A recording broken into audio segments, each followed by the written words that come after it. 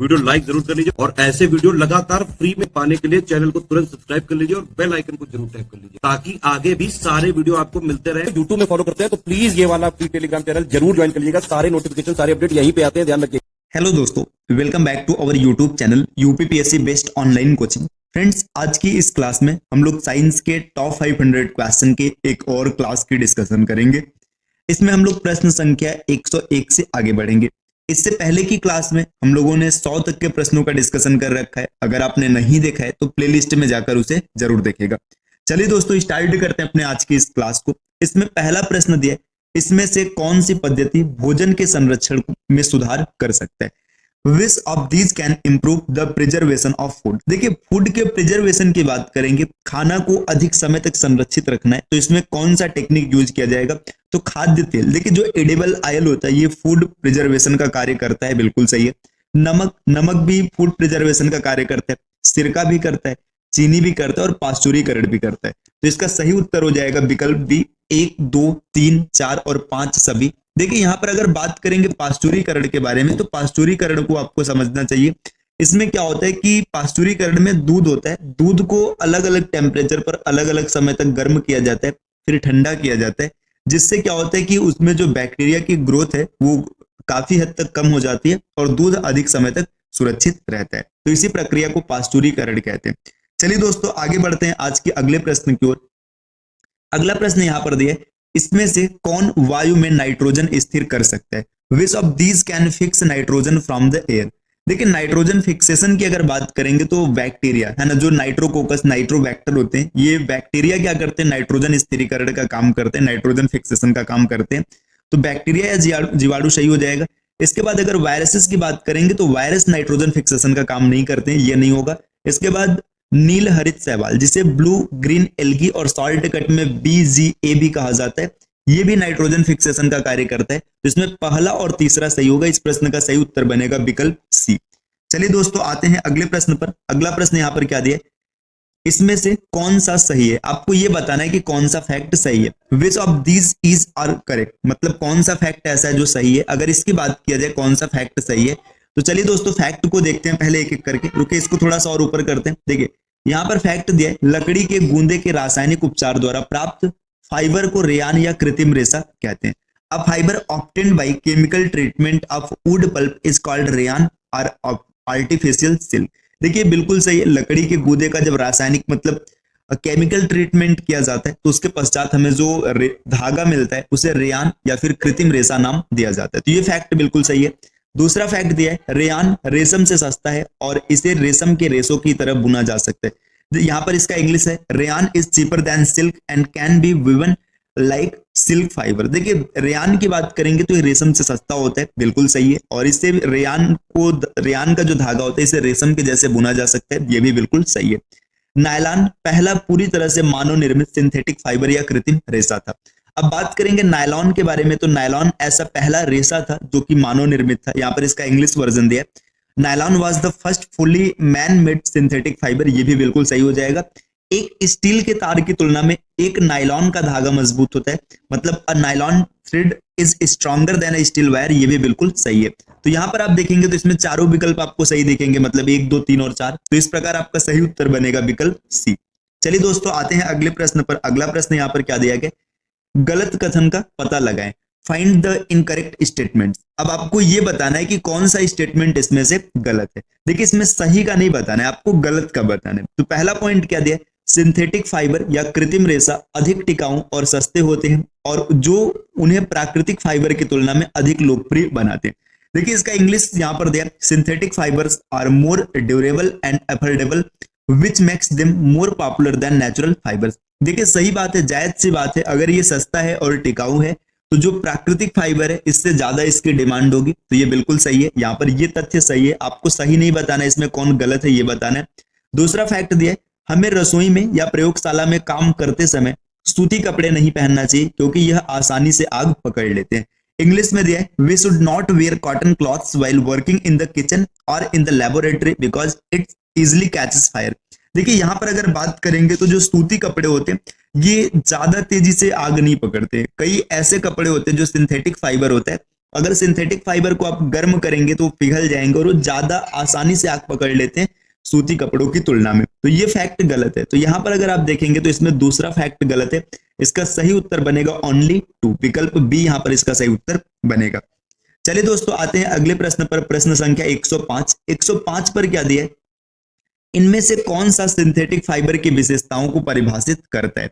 Which of these define the characteristics of synthetic fibres. आपको ये बताना है कि सिंथेटिक फाइबर के प्रॉपर्टी को कौन डिसाइड करता है, कौन डिराइव करता है। तो चलिए समझते हैं पॉइंट्स क्या क्या दिए।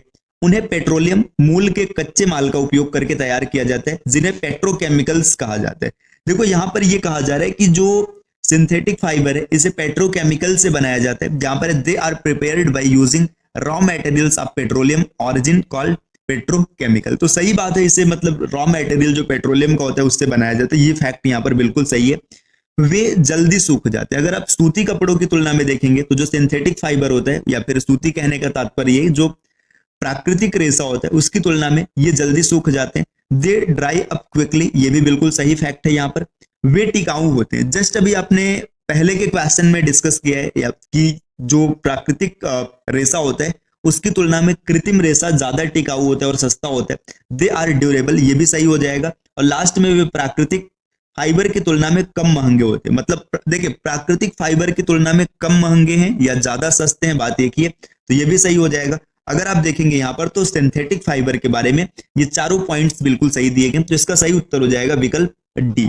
चलिए दोस्तों बढ़ते हैं अगले प्रश्न पर। अगला प्रश्न क्या दिया, प्रश्न संख्या 106। इनमें से कौन सा सही है? विच ऑफ दिस इज और करेक्ट। देखिए आपको ये बताना है कि इन फैक्ट्स में से कौन सा फैक्ट ऐसा है जो बिल्कुल सही है।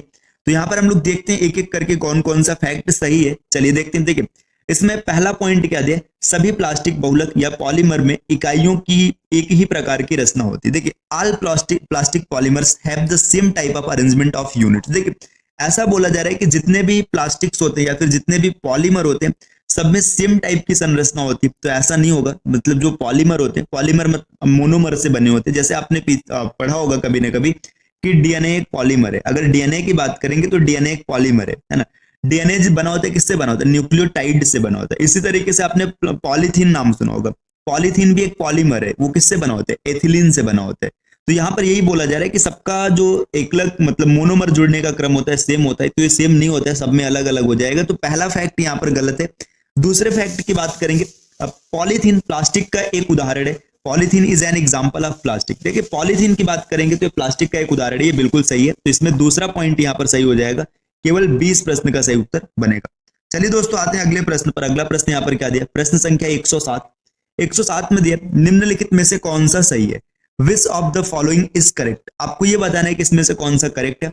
अब देखते हैं कौन सा पॉइंट इसमें से करेक्ट बनेगा। पहला पॉइंट यहाँ पर दिया बैकेलाइट गर्मी और बिजली का अच्छा संवाहक है। इसका उपयोग इलेक्ट्रिकल स्विच, विभिन्न बर्तनों के हैंडल आदि बनाने में किया जाता है। देखिए यहां पर दिया जा रहा है Bakelite is a good conductor of heat and electricity, therefore it is used for making electrical switches, handles of barrier utensils etc.. देखिए एक चीज समझिएगा, अगर गर्मी का संवाहक होगा, कंडक्टर होगा, तो यहाँ पे इसका यूज किया ही नहीं जाएगा बर्तन के हैंडल या फिर इलेक्ट्रिकल स्विच बनाने में। जो बैकेलाइट होता है ये बिजली का अच्छा संवाहक नहीं होता है, ये कंडक्टर नहीं, ये इंसुलेटर होता है एक प्रकार से। तो ये तो गलत हो जाएगा। अगर देखिए आप समझे ना, अगर ये कंडक्टर होता है इलेक्ट्रिसिटी का या फिर हीट का और इसे बर्तन के हैंडल में आप लगाते तो हैंडल पकड़ने मतलब हैंडल गर्म नहीं हो जाता। तो यहाँ पर ये देखिए अच्छा देखिए ये इस्तेमाल किया जाता है बैकेलाइट, ये सही बात है। ये जो ये पॉइंट लिखा है कि अच्छा संवाहक होता है, इस पॉइंट के कारण ये गलत हो जाएगा। अगला पॉइंट क्या दिया है, मेलामाइन आग का प्रतिरोधक मतलब प्रतिरोध करता है। यहाँ पे देखिए टाइपिंग में थोड़ी सी एरर है, यहाँ पे देखिएगा melamine resist fire and can tolerate heat better than other plastics.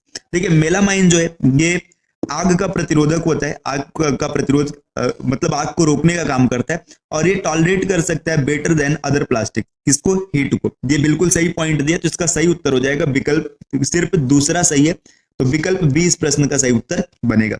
चलिए दोस्तों आते हैं अगले प्रश्न पर। अगला प्रश्न यहाँ पर क्या दिया, प्लास्टिक निम्नलिखित में से किस तरीके से पर्यावरण के लिए हानिकारक है?